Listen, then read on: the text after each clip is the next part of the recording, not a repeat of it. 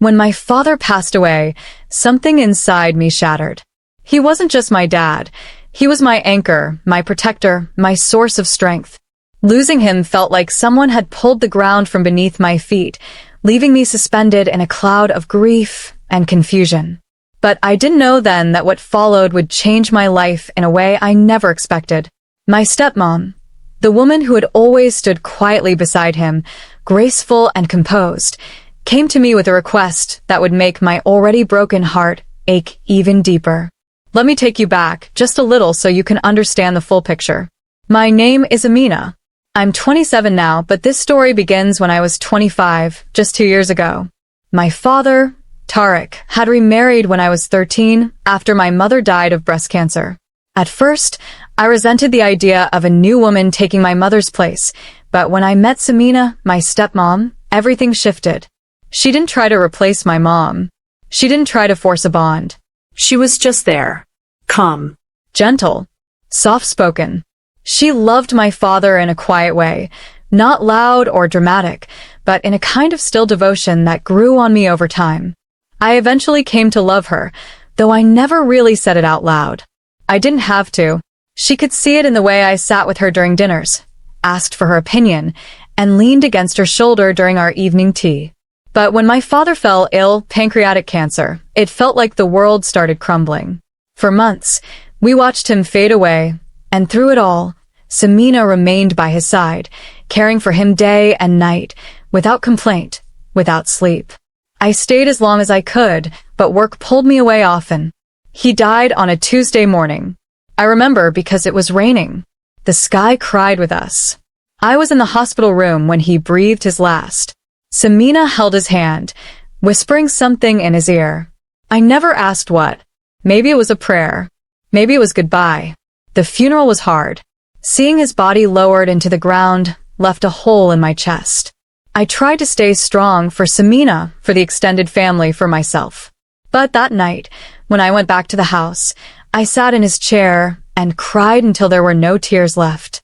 The house felt too quiet in the days that followed. Samina barely spoke.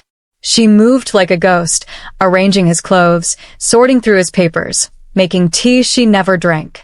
I offered to stay with her longer, but she said she needed some space.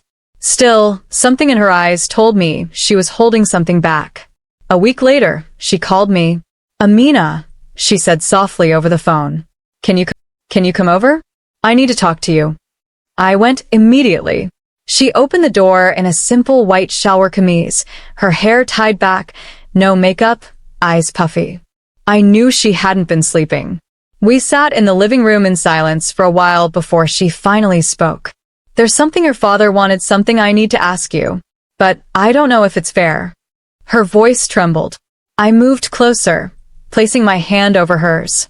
You can tell me anything, I whispered. She looked at me, eyes brimming with tears. Before he passed, he asked me to keep this house, to stay here, but I can't do it alone. The memories, the loneliness, it's too much. And he also asked me to never leave you alone. He wanted me to be your family, even after he was gone. I didn't understand at first. I'm not going anywhere, I said. You are family. She shook her head. That's not what I meant. He wanted me to ask you to move in, to live here, with me. My breath caught. I hadn't expected that. I lived in my own apartment, had a job downtown, a life of my own. Moving back to my father's house? That too, to live with my stepmom? I know it's a lot, she added quickly. You don't have to say yes. But he worried about you. He always said you hide your pain behind strength. And he made me promise. Her voice cracked.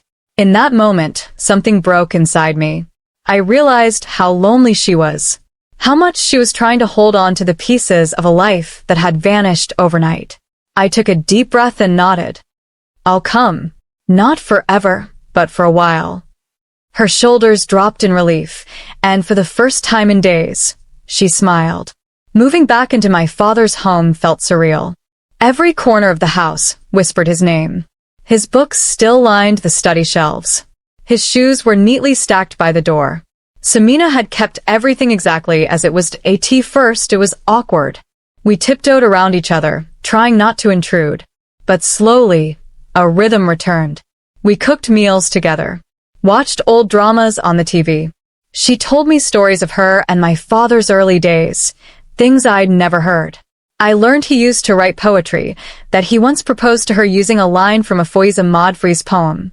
I laughed and cried through her stories, realizing there was so much about my father I never knew.